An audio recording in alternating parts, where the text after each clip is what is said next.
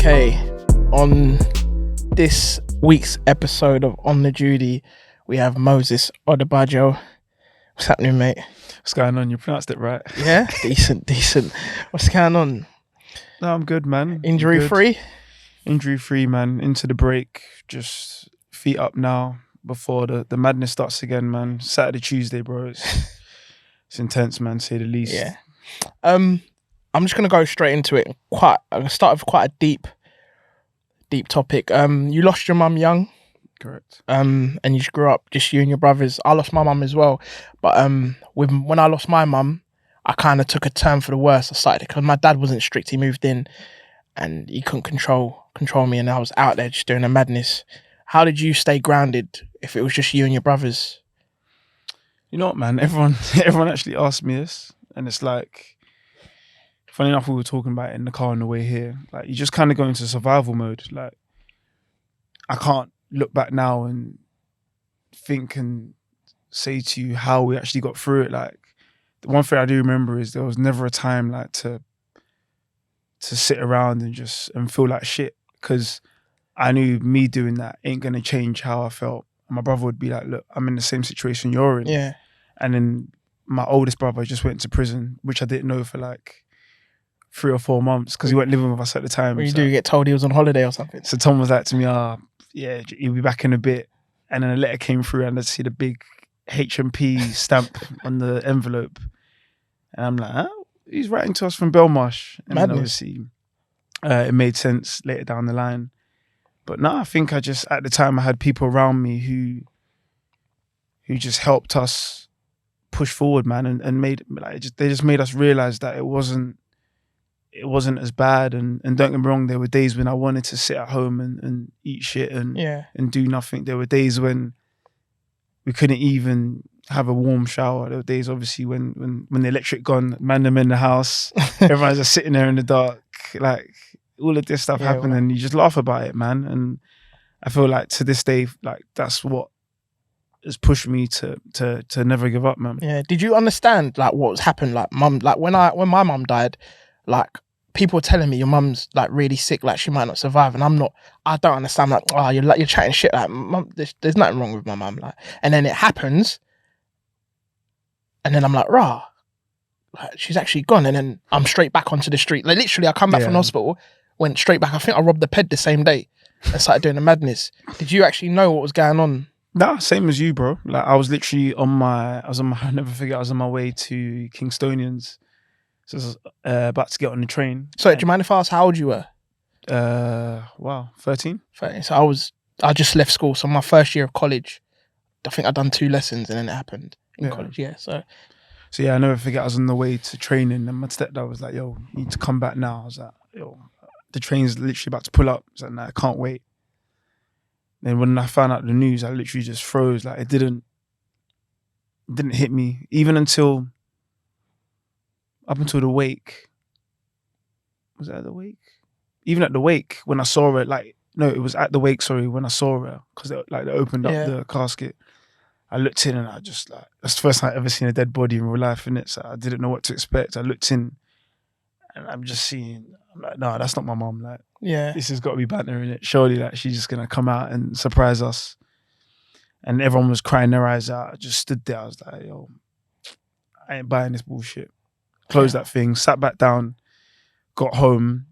Then literally I went to the bottom of the block, and like I just broke down, like just literally started crying my eyes out. And I was like, this is the first and last time I'm gonna cry, because I knew that she wouldn't want us to be like this. Yeah. Because everything she did was for us, you know what I mean? So it was a thing where I'm just gonna let it out. Even like to the extent of when the funeral happened, I just took a day off school and I didn't tell anyone at school. Yeah. And then like the man them came round to check me, and they were like, yo, why are there so many cars here? Like, what's going on?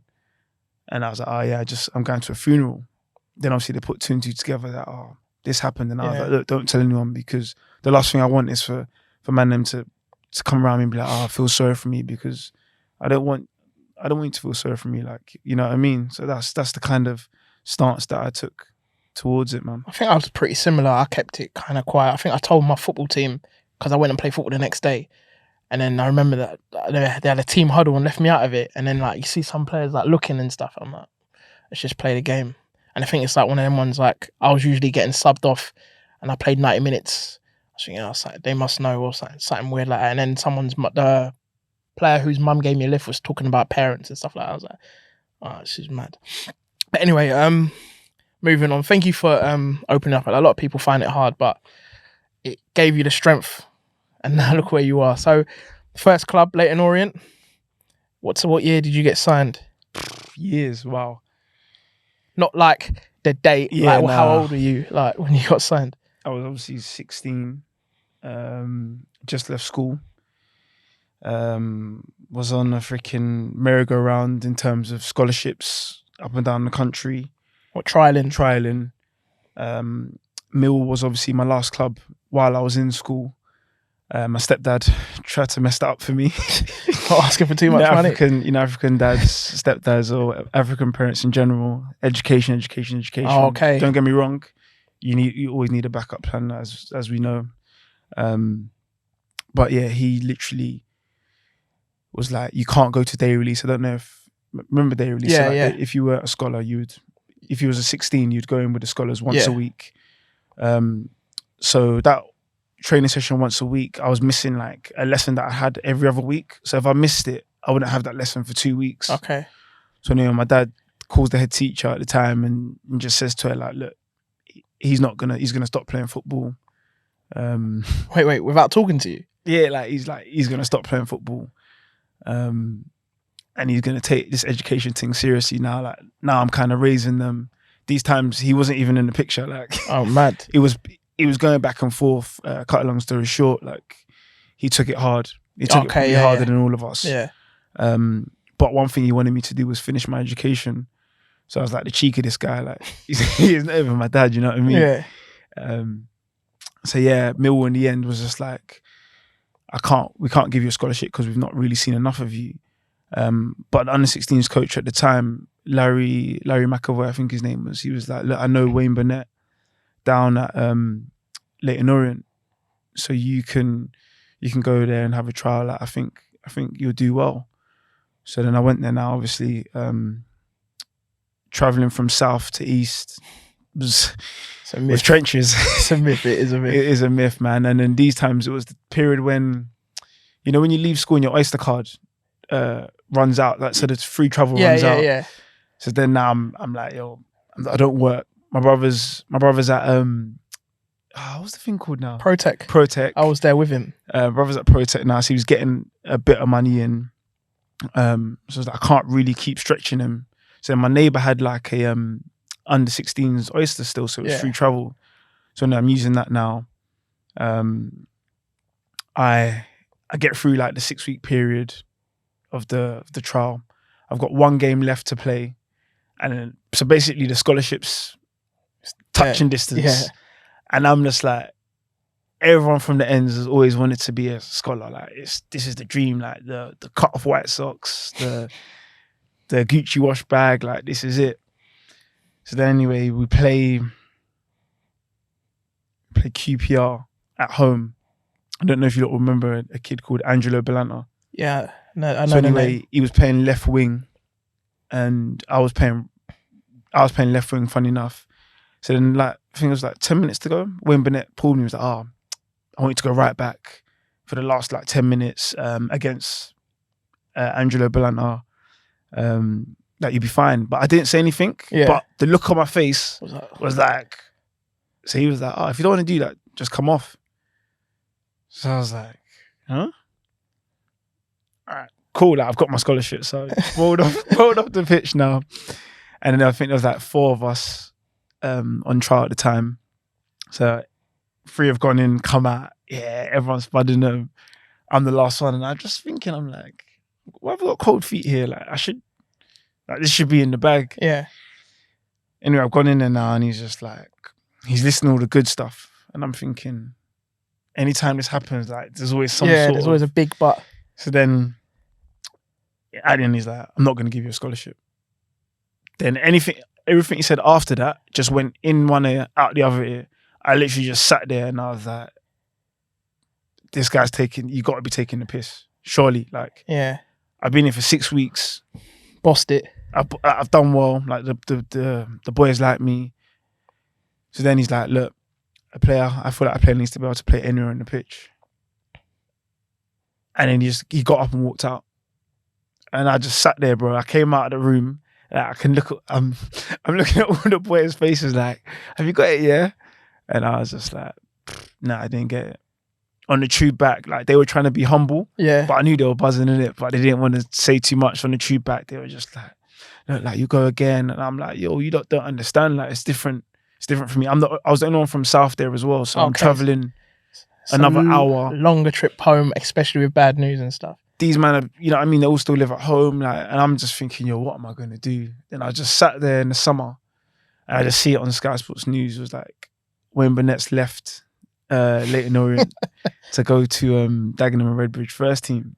So I just started this pump. I was like beating the floor, everything, screaming. I rang the guy up at the time. He was like the head of academy.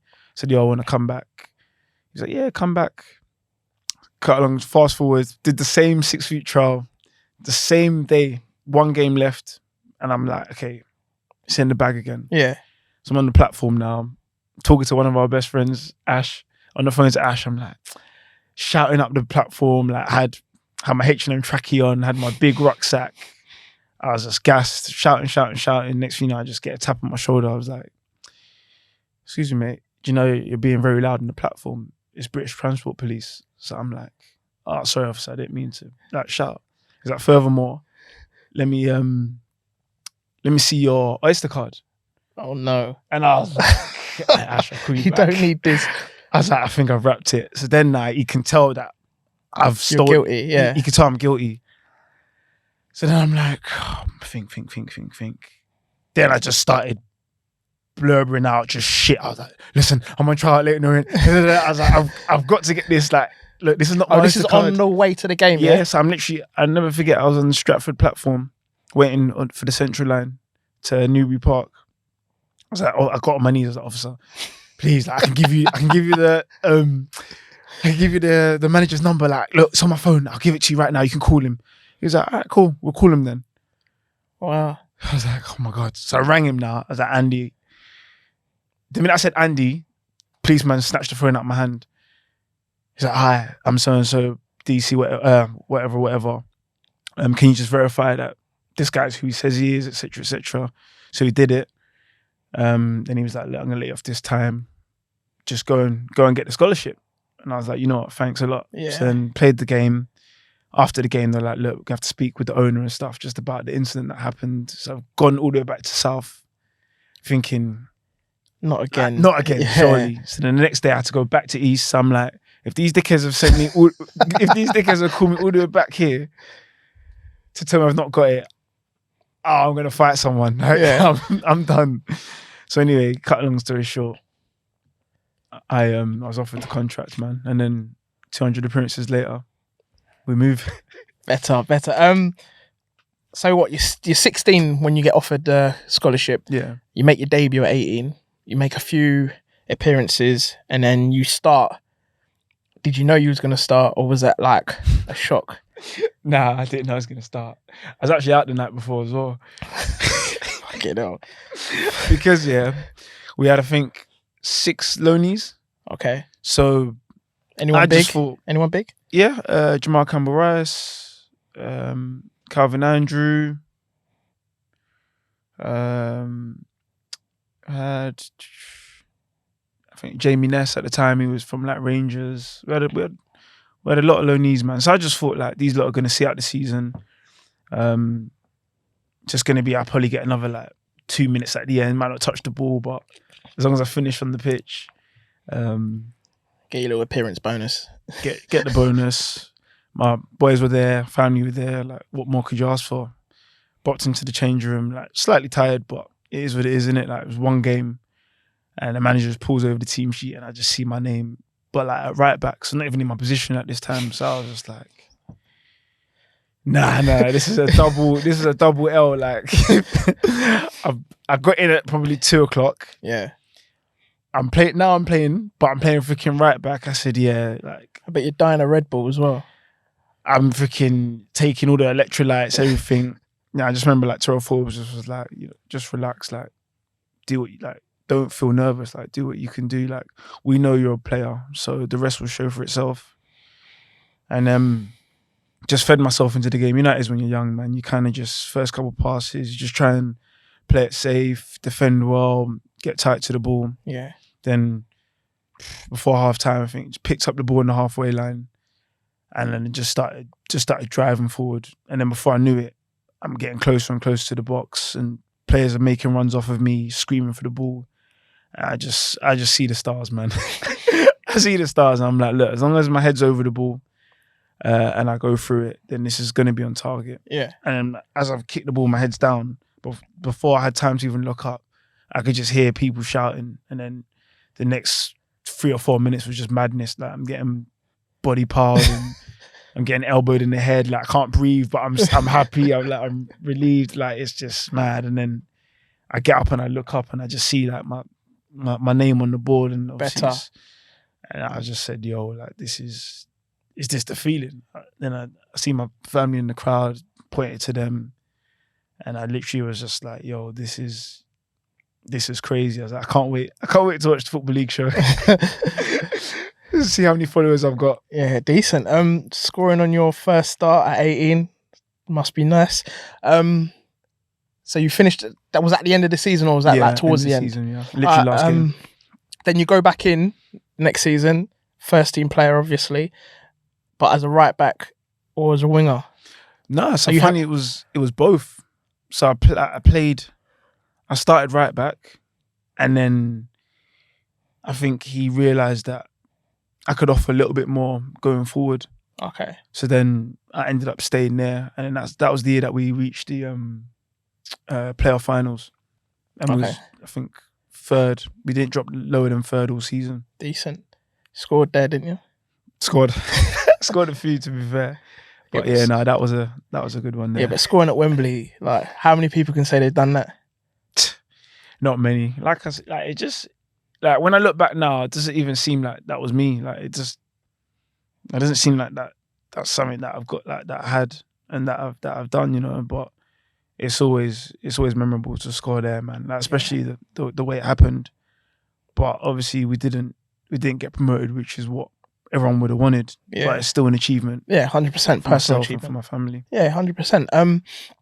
But you're kind of playing it down. I know you didn't go up, but you're kind of playing it down. Like that's you're like a young lad from South London going to Wembley. Like, how are you feeling? Like the day before, what did you lot wear and stuff like that? Is it a big day out or just like take it as a normal league game? This time was like it was a day out. So we went there the day before. Everyone took photos. We was there just like admiring everything. Like we were in tracksuits. And then I was just like, to be fair, I out of all of them, I wasn't nervous. I was more sure of myself. Like I just thought, you know what? As long as I enjoy it, no matter the outcome, like if I enjoy it, I'm gonna play well. Yeah. And then obviously that sets me off chest and then left foot volley. And then take my top off and get a yellow. So I'm on eggshells for the rest of the game. Then obviously to add an assist at Wembley, bro, it's incredible, man. But bad at all. It just like even when I look back at the playoff highlights, man, and I see the goal going, I'm like, yo, that's not me, man. Like, it's not like still to this day, but it's something that I am proud of, man. And as much as I want to play it down, like it's an achievement. Of course it is. It's a big one, man. Did you take a penalty? Nah, this is where I should have stepped up, man. But I shut myself a little bit. Like I just thought, I've done my thing enough. Nah, let me not go and do too much, because knowing me, I try and dink him or something, and then you got to push the boat, bro. You're scoring at Wembley, and then I'll do a lookman or something. You know what I mean? Like I'm not on that. So I just thought, you know what, and then. I was young, so I had cramp in places that I didn't even know you can get cramp. So I'm thinking, if I try and take a penalty and I seize up, like, and it could be the one that could win us the game, and I don't, then all the hard work, all like the 46 games or whatever we gone on leading up to that would have been for nothing. Yeah. Over 1 minute of madness. So I just thought, you know, I'll take my goal and assist and leave it to the man then. Oh, decent. You done enough in that game to get a move. Where'd you go after that? I went to Brentford, man. It was mad because I didn't think I was going there, if I'm honest. Like I was on the beach with my missus and my agent's like ringing me. He's like, yo, you need to get home now. Like, you need to get home now. Huh? He's like, I've still got like a day and a half. He's like, no, you need to get home. Like, we've got to talk. So then the day after, we was like, okay, we need to leave. So we left. So I was jet lagged. We come back from Mexico. And then I had like 5 missed calls. Didn't answer it. Sorry to cut you. When you was in Mexico, did you go Coco Bungos? Yeah, I went Coco. Of course Best club I've ever been to in my life. It is crazy, to be fair. That was cut short because someone spilled drink over my missus and then Kicked off. We had to leave. I didn't kick off. We had to leave. Wait. Did your missus kick off? Yeah, of course. She's not a sickhead, is she? Depends what level we're talking. To be fair, none of that alcohol out there is watered down, so I don't blame her. But yeah, it ruined the night, to be fair. But yeah, so we we got back. It was jet lagged, and then had 5 missed calls. Didn't answer it, and like the doorbell's ringing, and I'm just like, huh? It's my agent. It's like, yeah, get changed. Like we're going to meet the Brentford owner. So I'm like, yo, like I've not even showered. Like, let me at least shower. She said, no, we need to go now because he's waiting for us. So I rang. Wait, is this off the back of the playoffs? Yeah, the playoffs. Yeah. So you're still kind of in dreamland because you scored and that, and you played well, but still like we're in League One. Yeah, you know what I mean. And Rotherham now we're in the Championship. So anyway, I rang Kevin Lisby at the time because he was like kind of like my mentor. He was kind of like looking out for me. So I said to him, yo, like, this is who are coming in for me. Like, bearing in mind during that season, like a lot of agents, you know, like, the game, isn't it? Like a lot of agents contact you saying, this club's interested, that club's interested. So then when I found out I'm going to Brentford, I was just like, no disrespect to Brentford at the time because they just got promoted as well. Yeah. But I was just like, I'm not sure about this. And Kev was like, look, I've never heard anything like this in my life, but you need to leave the club because the managers, the owner's selling it to some Italian guys or whoever they were at the time. And he was like, so like, I wish you all the best, but you need to go. If you don't go by, I think it's today, at a certain time, you'll be in this club.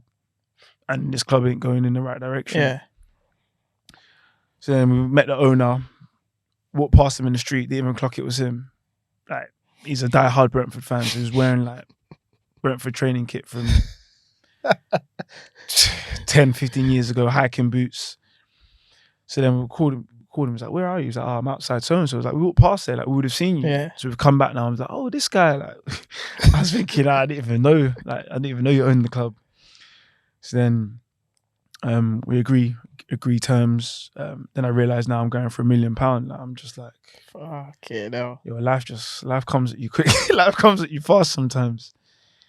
And I'm moving from Southeast to West London in the space of a minute. I only literally just got off the plane a day ago and I've done a medical and now I'm looking at flats. Like it was a whirlwind, man. And along my time there I met some great people, man. No, that's a hell of a story, to be fair. While you're at Brentford, you do well again, playoffs, but you only get to the semi-finals. Did you like in the run-up? Did you think, I'm going to Wembley again, or was it like, are you like a level-headed person, or do you ever get gassed? Me personally, I would have got gassed and thought, you know what, I'm going to Wembley again. I would have rang everyone like, but get your best clothes. We're going to Wembley. I don't know, not this time, man. I can't lie. We played them twice in the league, and it was like longest 90s. The aggregate was, I think, like 6-7-0 just from the 2 league games.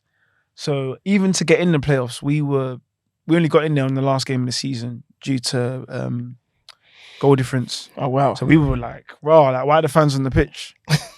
So then we found out we were playing Borough, and then when we just like, don't get me wrong, everyone would have loved to have gone, but the squad was so young, and their squad was so experienced. Like, they knew Like, it didn't phase them. Like, you could tell when we went out there, we were just some young kids from League One, just excited to be like, we were just relishing the opportunity to be playing on Sky, because like we didn't really get many Sky games, you know what I mean? So when we did get on Sky, it was just everyone wanted to try and do their bit. But when you're coming against the likes of like Lee Tomlin and Albert Adoma in their prime, you know, and you're coming against people who are nervous and scared, and whereas normally if the Sky cameras weren't there, these men would take the ball. We killed teams that year. But the minute the cameras are out there, because of the age and our experience, it does show. Yeah. Well, that's another achievement. I'm counting 3 achievements. Scoring at Wembley. Actually 4. Scoring on your first start, scoring at Wembley, getting a move for a meal, and making the playoffs. It's not bad, isn't it? When I say it, to be fair, it isn't bad at all, man. But it just, like I said, it just seems more like I'm looking at someone who's achieving all of this. Whereas when I'm in it, I'm just like, yo, like, it's go time. Like, in my head, I don't see like what I've achieved. I just see that there's still way more to achieve, and I'm not gonna stop kind of until I'm where I feel like I belong, which is the top. You're only at Brentford a year, and you get another big move. How did that come about? You must have done your thing. Like, no, like, you know, give yourself some props, man. Yeah, I'm not gonna lie. We enjoyed that year, man. On the pitch, off the pitch, like it just, what we was doing off the pitch just emulated on the pitch. Like we all clicked. Like we were friends. Like it's rare that you can go to a team and you can sit next to man and just be able to like just vibe. Because there's some teams you go to and you sit next to people and you're like, don't really know what to say now. Like, whereas in that team, you could literally sit next to any of them and just be like, yo, it's time. Like we can go wherever we want to go, do what we want to do, and just feel relaxed. And I feel like that showed onto the pitch. And Brucey came knocking when I got the call. Let me stop you there. So obviously it's your first season in the Champ. Yeah. And you're talking about the squad, like it's like good vibes and stuff. Was there any mad stories you can think of? I'm trying to think of some others. The one that probably springs to mind was in Portugal, and the players obviously were enjoying that team night out, team bonding, should we say. And the players decided to, only God knows why, but decided to just leap into the fish tank and just start doing breaststroke. What? But he's not moving anywhere. And these times, like the depth of the water in the fish tank's probably not even reaching above his body. And I'm just sat there thinking, yo, where have I signed to? And everyone's buzzing off it. And like, even in the restaurant, like it was like an Irish type restaurant. So, you know, like Irish, like they were kind of just like, yo, take your Guinness, just do what you want to do. Like we don't really care as long as you don't trash the place. And then, is that because you're Brentford, or is that just no? Their Just vibes? I think just in general, I think they know that people go there and get hammered. You know what I mean? So it's like they're used to it. So I'm thinking, like they're thinking we're just gonna get hammered and then move on. So then we get hammered and then my guy jumps into the pool. Wait, is he closed? He was in full clothed. He just jumped into the fish tank and I'm just like, right, like, there's fish in there. I don't know, I'm thinking about the fish. Hold on a minute. So you're just chilling and he just thought, fuck it. Yeah, like he just... Let me go swimming. He just thought, but everyone was buzzing off it apart from me. So I was just like, is my humour, do I need to check my humour, or this ain't funny to me? Like, and then obviously after a while, then he's jumped out and he's soaking wet, and then he's obviously gone back to the hotel, and then he's come back to meet us later on. And I was just like, if this is what I've signed up to, look, only God knows what's in store for me, man. Well, Brucey comes knocking, Big Steve Bruce. Yeah, Brucey came, man. Like, when he rang me, I was just like, double takes. I was like, who's this? It's like, yes, you know, like he's like, you know who it is, kind of thing. I was just like, yeah, I do. Sure, you're like, how'd you get my number? Like, I didn't even ask. And then we just come back from like holidays with the boys, so I'm like, Bruce is on the phone. Then everyone's listening, and he's like, "Look, we want to take you, man." And I was just like, "Raw." He's like, "I've always said I wanted to take you, like, because we played them like twice when I was at Leyton Orient, and I did well both times." So he was just like, "Look, we've always wanted to take you, and we've just been relegated. So like, now's the time. Like, do you want to come?" And I was like, "Yeah, you've got to tell me twice. Like, just tell me when and where I need to be." And he's like, "All right, cool. We'll sort the details out with your agent and we'll go from there." So then next thing I know, I'm in the car going up to Hull on the M-Way, and then before I know it, I'm like I said before, the whirlwind continues, bro. I'm seeing 3.5 million. You know what I mean? Like, Lend me a tenner. Like, I'm seeing that on Sky Sports News, bro. That's 4.5 mil in 2 moves, bro. It's I'm seeing that on Sky Sports News. Everyone's congratulating me. I'm just like, now I'm moving into a changing room with international players like Tom Huddleston, Michael Dawson, Jake Livermore. These guys are like my teammates now, and I'm just like, Are you starstruck? You know what? I think for the first couple of days, like just walking around the place, like in the training kit, like these little things that when you put in the training kit, you're like, bro, this is what I'm rocking now. Yeah, all right, cool. It feels better than the Brentford one. Like it does. Like the fit's a bit better now. You know what I mean? Like I can see myself in this. But no, I think after like the first day, I started training with them lot, and then it was like you kind of just earn your respect through training and games, and then the minute you do that, like you don't look back. What are obviously you said some big names. What are they like? Have they welcomed you into the team, or are they like hard on you until you earn your place? I think a bit of both, man. Like a lot of them were laid back and chilled, but until you earn your place, respectively, like you don't really gain that respect that you get when you are like in the first team, should I say? But when they know you're a baller, like it speaks for itself. Like I think that year, me and Andy Robertson, like we were just a threat, like on each flank. Yeah, and then that respect just it blended off throughout the team, and then even though we were the youngest by a distance. Who, you and Andy Robertson, yeah. We still had the same respect that players were given to players who were 30, 31, 32. Do you just going to speak on a couple of players you played with. So Andy Robertson, because you mentioned him, what he's doing now for Liverpool. Did you see that coming when you was with him, or are you just in shock? Like, right, I didn't know you had it in you. You know, a bit of both, man. Because he's always had like the determination, like to never stop. Like, he took his chance at Liverpool because I think Moreno got injured. I think one game. Yeah. And because up until then, I'm not sure what Klopp was doing because he was in a trade move with like Kevin Stewart came to Hull and he went the other way. But up until he obviously he's taking his chance, and then when you're playing in a team like Liverpool, your standard only if your standard doesn't rise, then something's going on. Yeah. But when you pop into training every day and you see the training session marked out, if that doesn't motivate you enough, like I don't think anyone deserves to be a footballer. And if you don't improve as a player, then you got to ask yourself, like, this isn't for me anymore. But credit to him, man. Like he's pushed down on the gas pedal, man, and he's not looked back. Yeah. He's got a Champions League under his belt. It's not bad, is it? It's just go through the roof, man. Yeah. And it just shows, man, that you always have to fight for more, man. Like I just feel like like I said, he's not looked back since, man, and look where it's got him. Yeah. Another one of your teammates, who has gone on to bigger things, but getting quite a bit of flack, like Harry Maguire. Fuck it. Is he as bad as people go on? Like, you've played with him. Bad? Nah, people, not bad. He gets hammered. He gets hammered. And you must look at certain things and think, like, right, like, really? Like, come on, man. Like, you're better than that. You know what, man? I think it's easy for, like, everyone's a professional footballer when they watch the game. Like, that's the truth. True, yeah, true. Everyone can be in the Prem when they're watching at home. Even me, I'm telling Messi sometimes he should have chopped.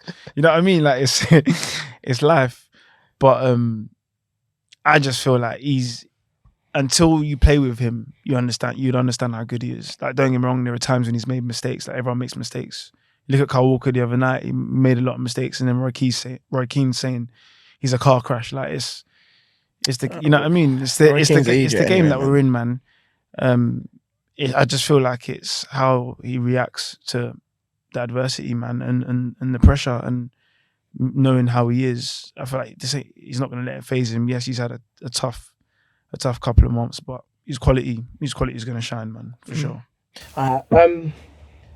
You're at Hull, another promotion push, another trip or potential trip to Wembley, but you actually make it again this time. Talk us through this day out now. Oh, this wasn't a day out. This was like going goals. Serious. This was man. This was just like the only difference was just a packed goals. So it was just suited and booted this time. So I was just like, yeah, you know what, we're gonna win today. Like, no disrespect to Wednesday, because you know what I mean, because they played well that day. But you know, you just wake up sometimes and you're just like, today's gonna be a good day. Yeah. That was what that day was like. Was that the vibe throughout the whole team, or just your vibe? That was the vibe. Like, the manager knew that. Like, the manager knew we had quality, like, in abundance. Like, he knew if one guy on the pitch just does something magical, game's done and dusted. And that happened to a T. Like, Mo Diame picks the ball up and just hits it from 20, 25, whatever it is, yards, and it just flies into the bins. So it's just that day for me was just like, yo, no matter what it is, we're gonna win regardless, man. And for me, it was just like, my family here, I need to try and do something mad so that everyone can be going mad, and everyone can get recording. And the best thing for me was just when that 90-minute whistle hit, just celebrating, and after seeing everyone and thinking, yo, this is mad. A Premier League player, like, it's crazy, man. I'm gonna be rubbing shoulders with Mahrez and Leicester and all of those big clubs. You know what I mean? Yeah. It was just like, the day couldn't have gone any better. Listen, you've got to lend me a tenner, you know, because that's another. I got a tenner. I've got a fiver. It's another cash drop. You get me? So you going to the summer. I'm not going to talk about summer stuff because you must have lived your life then. Pre-season, you go in. First day, what's it like? First day with a different badge on your kit this time. It's the lion. Yeah, it's the proper lion now. Yeah. No, it was just, for me, it was just like, yo, this is something that I've been waiting for my whole life. So I'm not gonna address it no different to how I've addressed the pre-seasons before this. So it was just, felt fit, felt hungry, and I just felt ready, man. I got to ask this question. Did your money double? Is that a rumor, or does that actually happen? It happens. Mine doubled. But we'll talk about the tenner outside of it. Not in everyone's case. Some just got it by percentages. But, fair enough. Mine doubled. All right, so pre-season still buzzing. You're, about to rub shoulders with the elite of elite. Then you get injured. Talk us through what happened, how you got injured, and what the injury was. I try and speed it up a bit. We played Grimsby away just before my birthday. I think it was like 2 minutes into the game. Sometimes when you play lower league teams, sorry, their players are a bit at it because they're thinking, if I impress, maybe, yeah. You know what I mean? Like, surely you've been in them shoes before. Yeah. Like, it happens. Like, you play against teams better than you. You're thinking, if I do a madness here, the manager might say, who's that? Because it happened. Sam Klukas signed like that at Hull. So anyway, their left backs just took the biggest touch in the world. And obviously I've just tried to shield the ball, but he just basically ran into me, and then my foot's just planted, but my kneecap's just gone out to the right and then flung back in. So I was like, it's okay. Like, I could carry on. And I took another step and I've just dropped. And I've got out of the shower and it's just ballooned up. And I'm thinking, this is mad. Like, I've never had a muscle or bone injury in my life. Yeah. Like, what's going on? And then gone for a scan. It's come back now that I've dislocated my kneecap. So they need to reattach this ligament that connects from the outside of your kneecap or the inside of your kneecap to the inside of your leg. Fucking hell. So I'm just thinking, yo, this is like this is nothing that I ain't phased. Like You don't need that though, innit? Like, yeah, we don't. But I feel like it just makes the story extra spicy. Like, yo, he's come back from a knee injury and like So I'm thinking, yes, this is light work, man. Like everyone's telling me, yo, just like take time, like chill. I'm thinking, yo, like I'm fine. Like I'm cruising. I'm doing stuff 3 months in that you don't do until like 4, 5, 6 months down the line. So anyway, the press are like starting to build it up. Like, yeah, he's coming back. Like joining the Premier. Like he's coming back to help the boys. Like he was one to watch. So I'm thinking, yeah, this is it. So I've gone to cross a ball now, like during the rehab session, and then my legs just gave way. And I looked down and I can't straighten my knee. I can't straighten my leg, sorry. So you're back on the pitch. So your rehab's gone well. Oh no, so I'm just about to like complete rehab. Yeah, okay. So I've got probably 2 or 3 sessions left of the rehab, but I'm doing like I'm sprinting, stopping. Yeah, feel good. So I feel good. Mental state, all good. Then I've gone to cross a ball now. Like I said, my knee's just locked, and I couldn't straighten my legs. So I'm like, I don't know. So I've looked down, and I've just put my finger through my knee, and it's just sunk, and it's kept sinking, and I'm like, nah, this ain't right. And then physio's come, and he knew straight away what he was like. You fractured your kneecap, and I'm like, how have I fractured my kneecap?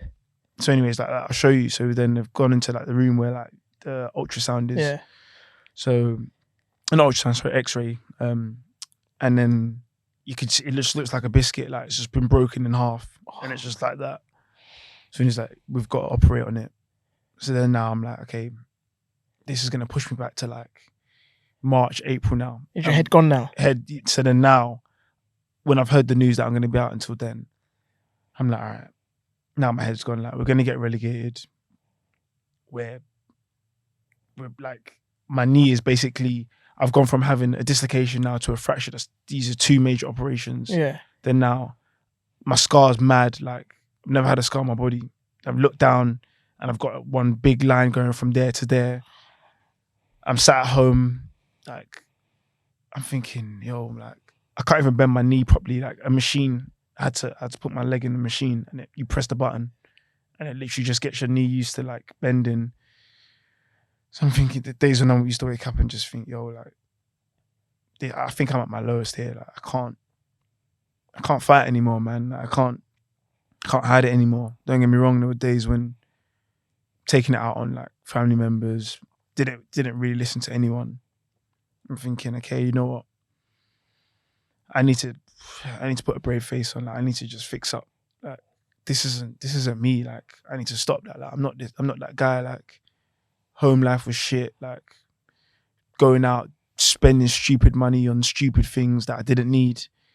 Are your like you just said you're going out and spending money. Are your friends taking advantage, or are they like, are they trying to keep you? They're like, you know what it is, man. Like one of them's in the room. Like at that point in my life, you couldn't tell me no. So it was like, no matter how hard they wanted to stop me from doing certain things, if I wanted to do it, I'll do it. But I just wasn't happy, man. Like I was earning the most money I've ever earned, but I wasn't happy physically. I couldn't move. If someone pressed the doorbell, I'd have to shout out the window, I'm going to be 2 or 3 minutes. Not because my house is big, but because it took me a while to get down the stairs. Was the spending like a release for you? Like, get me out of the house. I just need to bust the bank. I think it was it just took my mind away from like the bigger issue. And then you just get to a point where it's just like you just try and find little avenues that can keep you away from actually using your brain to think and to reflect and to open up about certain situations. So then obviously now I'm back on the road of recovery, can see light at the end of the tunnel, and then my knee gives way again during rehab. So then I'm thinking, you've built me up just to start taking my bricks down. Like what is this? So then we've been relegated now, and then the doctor's like, yo, you need to do nothing for 3 months, so your summer's done. So my head's gone, my summer's done. We've been relegated. Half the team's left. Did you, at any point, did you feel like a prim boy? even though you didn't play a game? At the beginning I did, then towards the end I was like, I can't even own this status. Like I was just like, take all the money, I don't care, take everything. I just want a working knee. I just want to be able to drive. I want to be able to run. Like I would have traded it for the world. So then anyway, I lost that summer due to rehab and just letting my knee heal for 3 months.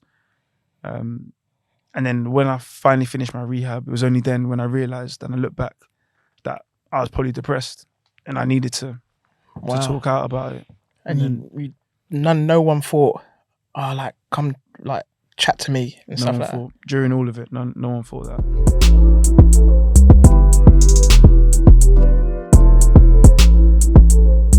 Your friends don't, like, offer a helping hand or an ear. Is that because they don't know, or is that because you don't want to talk about it? You know what, it's both, man, because they feel like they couldn't relate to me back then in terms of, because it's different. Not like we live different lives, but I can explain a certain situation to one of them and they might be like, okay, I understand you, but I don't feel like it's something that I can relate to, if that makes sense. I'm just trying to think of like a situation. So in terms of like, it was hard because we'd have a conversation, like he'd be like, oh, how are you feeling today, Mo? I'd be like, oh, just a general question. Yeah, I'm not great, but me opening up to my friend wouldn't make me feel any better, if that makes sense. It would just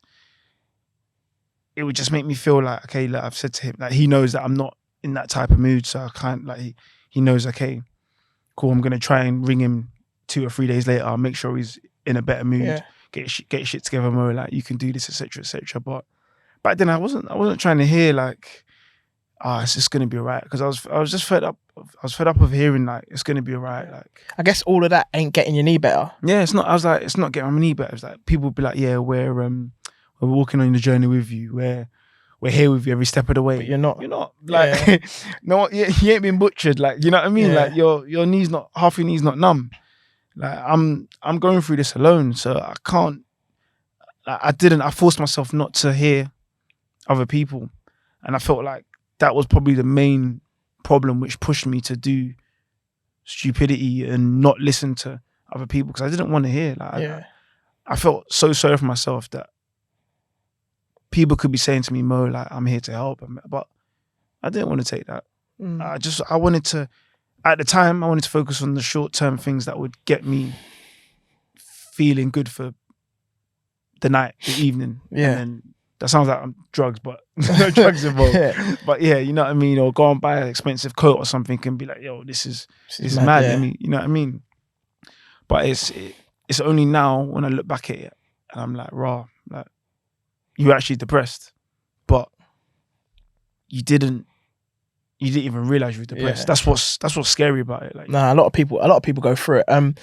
What would you say? There's a lot of people that have been in your shoes. That injury sounds a bit mad, like dislocating your kneecap. But what would you say to someone who has got a long-term injury? Or what would they want to hear? Like, what did you want to hear? Like, looking back on it now, what did Mo, the Hull City player, want to hear when he was in that state? I feel like probably like someone who's professional, like I want to say like a mentor, not even a shrink, maybe a shrink, I guess. But even then, I don't know if I was in the right state of mind to have gone to a shrink and been 100% honest. Yeah. You said professional.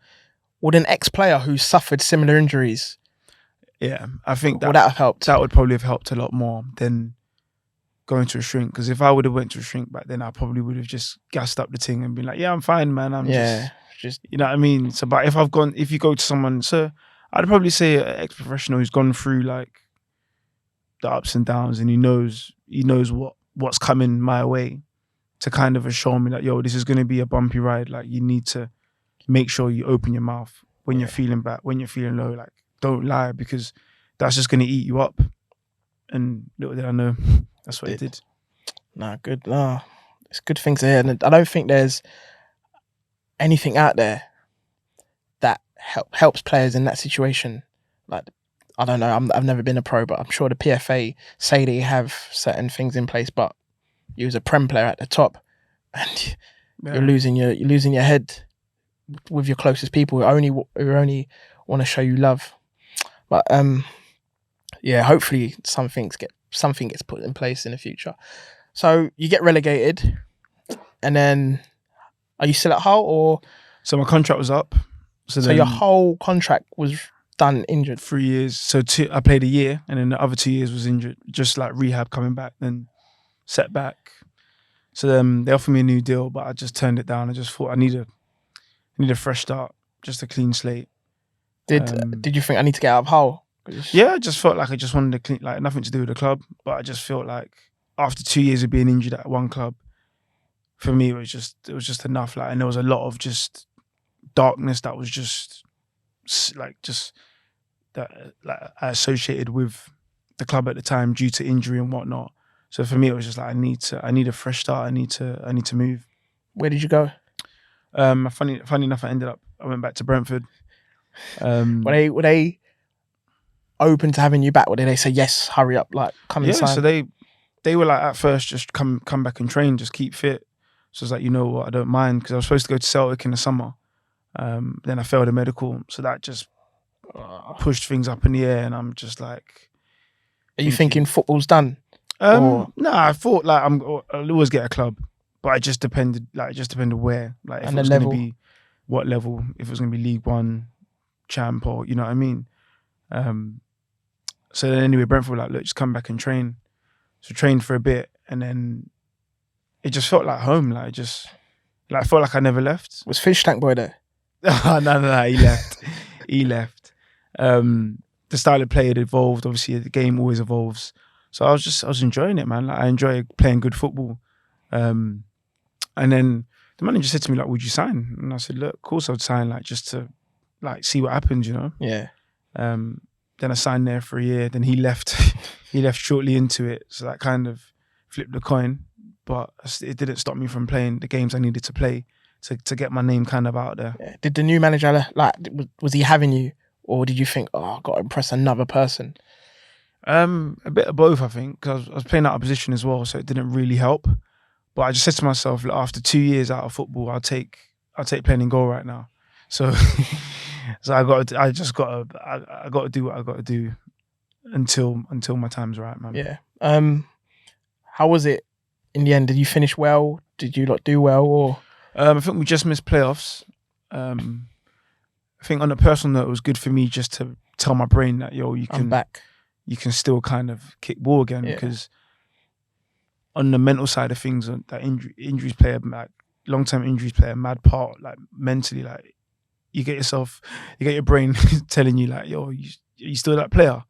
Like you try and knock it past someone and it doesn't happen, and your brain's like, yo, I don't know if you're as quick as you think you are anymore. Like It's just these little things that bite away and chip away at you. So I feel like that season was just more of a season for me to, like, a bounce back season, and the club were happy for me to sign a year, and it benefited both of us. No, that's decent, man. A lot of people don't know that about long-term injuries, like the struggles you have to go to get back to that, like you say, get back to the person who's flying down the wing. Signed a year, the year's done. Did they offer you something new, or did your agent ring up and say? No, he basically just said to me, like, look, I don't think you want to be a second choice. You don't want to be a squad player. I know you don't, but I don't feel like. He said, I don't feel like when I have my two starting fullbacks, I feel like you'll be on the bench. And he was like, I know you don't want to be on the bench because you want to go out and play get games. So I feel like for me, I'm probably gonna kick myself at this, but we're gonna let you leave for free. So I just said, look, thanks for the opportunity. Yeah. Without you guys, obviously I wouldn't be here now, and I walked out. At least he was honest. Yeah. Yeah. Where did you go? So now I was a free agent. So immediately I rang Brucey. Just said, look, he was at Wednesday at the time. I just said, look, I'm free agent now. Like, let's get this work. And he was just like, yeah, like, let's do it. So then the day after that, went straight to Wednesday, signed. Didn't get announced, I think, till like July. So I went through the summer knowing that. Yeah, you're sorted. Yeah. So I'm thinking, look, it's a massive club. It's on paper, this team's a joke. So then anyway, beginning of the season, this guy leaves. So I'm just like, oh my God. Not again. He's gone to Newcastle now, and I'm thinking, that is there. Yeah, he might take me with him. Can I get in? Or I know you dropped him a text. Yeah, I was like, all the best, gaffer. Obviously, if hopefully it goes well. I said to Clem, Clem, obviously when it goes well, let me know. I'll be here. Didn't reply. So I was like, yeah. What, blue ticked you? Yeah, blue ticked, bro. So I just thought, I thought, man, he's Prem now, innit? So he's probably changed his number. So then obviously we had an interim, we had Lee bullying for a bit, and then my body now is just starting to just like break down, man. Like just don't even know how to explain it, but just I'm starting to feel like everything, like just started to feel like the walls were falling off, and then on top of that, it just mentally everything just started just spiraling out of control in terms of questioning again. Started making stupid decisions on the pitch. Like, yeah, I was gonna say, is this affecting your performances? Yeah, and I'm just like, what's going on, man? Like, I've never gave away a pen in my life.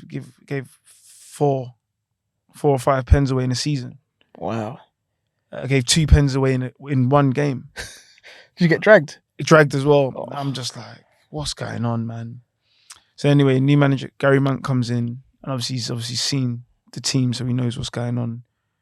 And he's basically said to me, he's pulled me and said, look, like, you're not in my plans, like you're 4th, 5th choice. No way. And he's got me questioning myself, like even more. Like, I've been told I'm 4th, 5th choice. I've gave away 4 pens in the space of a season.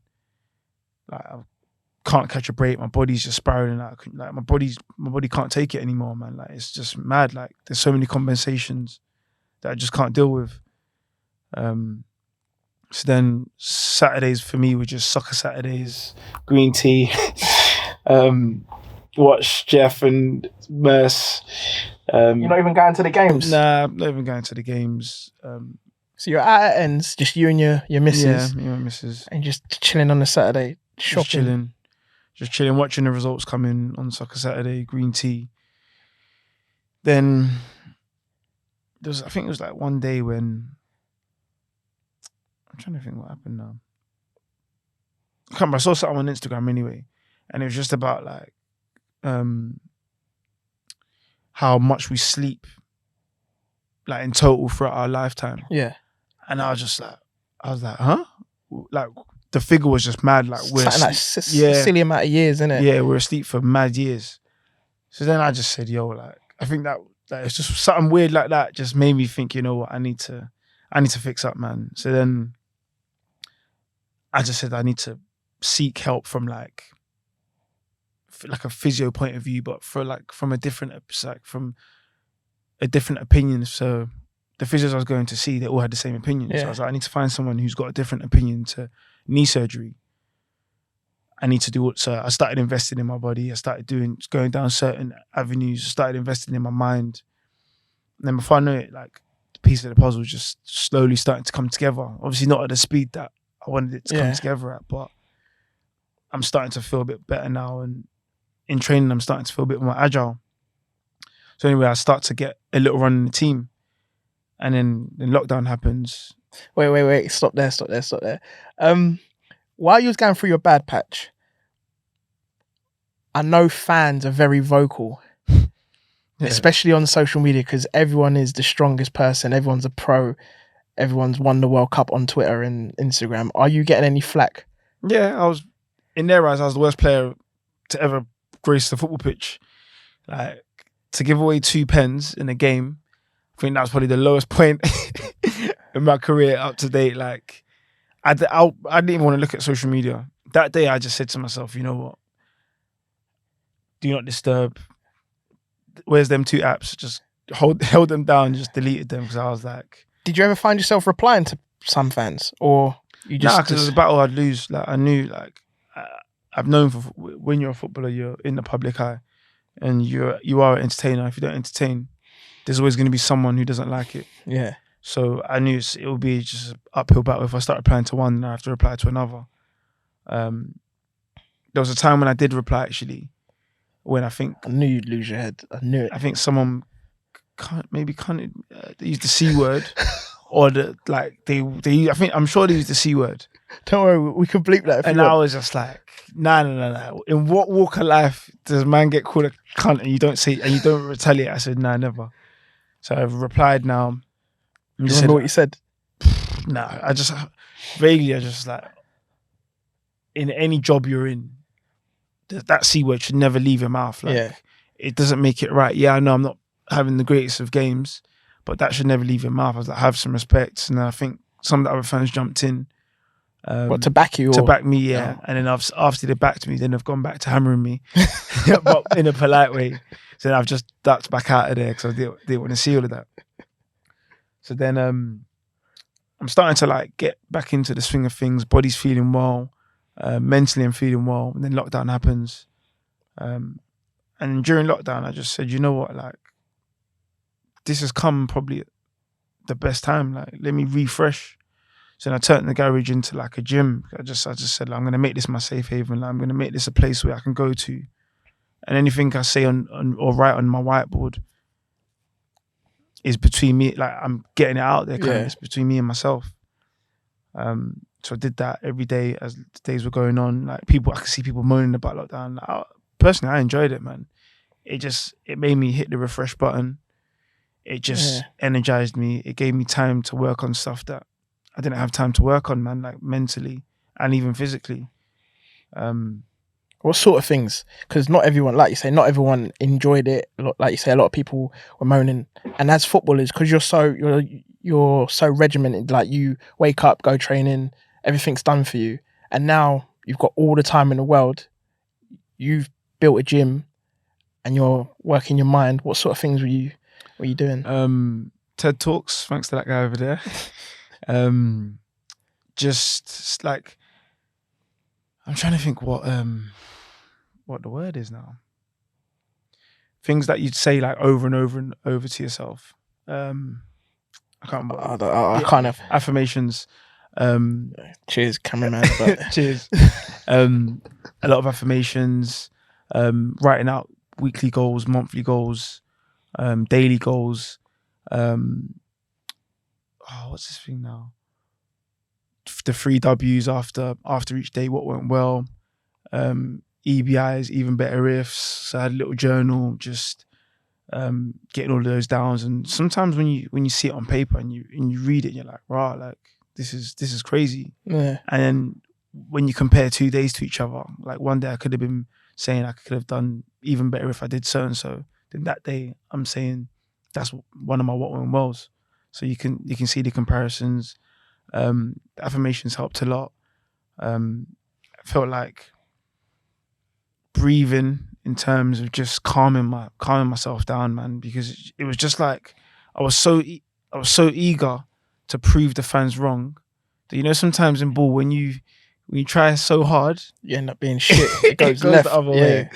So I felt like I just needed to just say, you know what, forget the fans, like, let me just get back to the Mo I know, the one who every game was like going to goals and just playing for hours with my boys. And until I get to that level, I'm not going to enjoy the game anymore. Had some interviews, podcasts, Instagram lives, and just when you speak about certain things, it makes you realize that you like that view where I was saying that I've gone from like, it doesn't, like, I don't believe that's me. Yeah. It makes you realize, yo, that was me. Yeah. Proud, like, own it, be proud, like, that's who you are, that's who I am. And I feel don't go back to that person. Yeah. And it was like a reset that I needed, man. And then after that, the trolls, all of that stuff didn't affect me, man. Even bad games didn't affect me. Like, I said to myself, yo, it is what it is. There's a game on Tuesday for me to play in and to shine in. Yeah. So the footballing restart button gets hit, but no fans. Are you back in the fold, or are you still trying to impress the manager? Still trying to impress him, because he's now trying to make it very hard for me to get back in the team, by giving me a lot of different excuses. And look, I'm not gonna do the Danny Rose thing. I don't know if you've seen it, but I ain't gonna do the Danny Rose thing. Because I ain't got time for that. So I just said, you know what, like if that's the reason why I'm not playing, all right, I'm gonna go out there and work on it. Yeah. If that's what you feel like that's the reason, just don't bullshit me. Like, just I'd rather know why so I can work on it. Yeah. I'm not gonna just rot here for 2 years because that's not me. Like, so he sees that I'm working on stuff mentally, physically, and it's paying off. Like, I'm starting to get games, and then before I know it, the season's finished. So I'm just like, it's bittersweet, you know what I mean? But I just thought, you know what, it gives me even more time to master all the things. Yeah. Master all the things that I know I can do and that he wants me to do. And is it paid off? And I feel like it's paid off, man. Like this year, started most of the games, some out of position. But when you say out of position, what do you mean? So some left wing back, some right centre back, because we play 3-5-2. So by trade, I'm technically a right wing back. Yeah. But at the minute, well, at times I've had to fill in at right centre back because we've had a man sent off and so on. But you've learnt from that first Leyton Orient game. I've got to play anywhere. Yeah, keep them out shut, man. And it is what it is. What does it feel like playing with no fans? Because you made it sound like them heckling you on Twitter, and obviously you're not playing well. They must have been giving it to you in the stands. Does that have a good or bad effect on the game? It's the only difference is you don't get it live and direct. You just get it's staggered. Yeah, like you get it an hour later when you go on your feed. But they're still watching the game. Like, our fans are mad. So like they're all I follow in, and you pay. I think it's like £10 or whatever it is. So they're all watching the games. Okay. So the only difference is, like I said, it's delayed. Yeah. Yeah, delayed response of the game. So, but what does it still feel like you're still playing football? I know it sounds mad, but do you get what I'm saying? Like, you turn out, and then there's no noise, and there's just the bullshit crowd noise that they play. Or does it feel like an under-23s game or something? I feel like for me personally, it doesn't change anything. The only thing it changes is, you know, sometimes we do them mad runs in terms of you've taken on like 3 or 4, and you know what I mean, you've put a good cross in and the fans applaud you. Yeah. Little things like that, or you've closed down him, he's passed the ball, you've closed him down, and you've gone on a mad one, and then you get that, well done. Yeah, the crowd boost, You know what I mean? You don't really, so you kind of have to motivate yourself. And now for me, I'm just like, yo, I'm always going to be motivated with or without fans. So it doesn't change much. No, fair enough. I think you're like the first pro who's given their opinion on it. And yes, thank you for it. All right.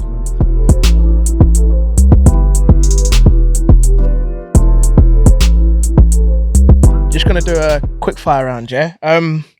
Best player you've played with? Probably Tom Huddleston. Best manager? Probably Mark Warburton. Worst trainer? Alex Bruce. Or Steve's son. No wonder he didn't call you when you went to Newcastle. Best stadium you've played in? Etihad. Better than Wembley? Yeah. To be fair, Wembley, you've been there a few times, so you can't. Changing room clown? Robert Snodgrass. Is that Fish Boy? No. That's someone else. Player most likely to be a manager? Shea Dunkley. Best atmosphere? Leads away. Scary times, that. Most money you spent on a night out? As a group? No. You, on a night out, you've been stung with a bill. Oh my God. 6. 6. Does your missus know? No. That bank statement was straight into the shredder. Biggest fine you've paid? Last season.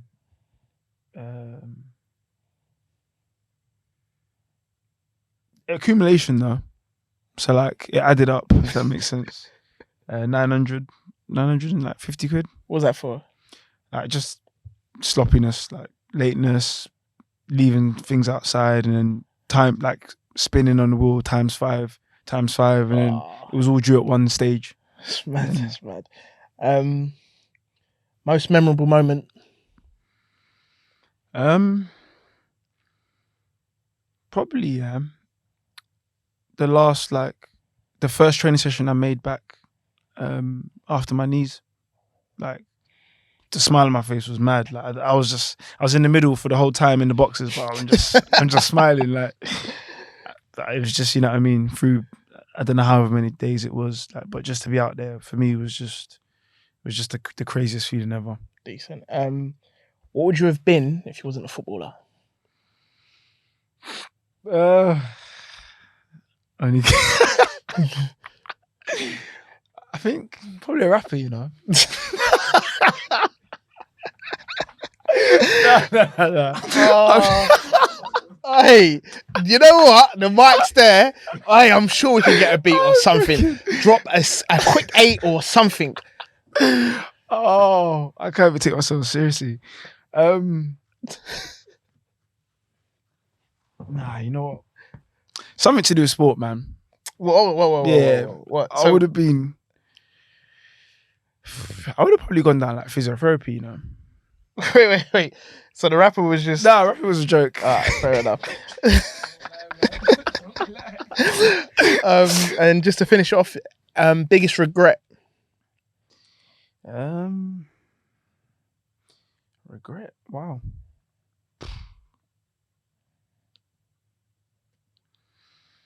I have to think now. Probably not opening up when I had the chance and the people around me to open up to. I probably should have used them more than I actually did. Moses, cheers for that. Thank you. All right.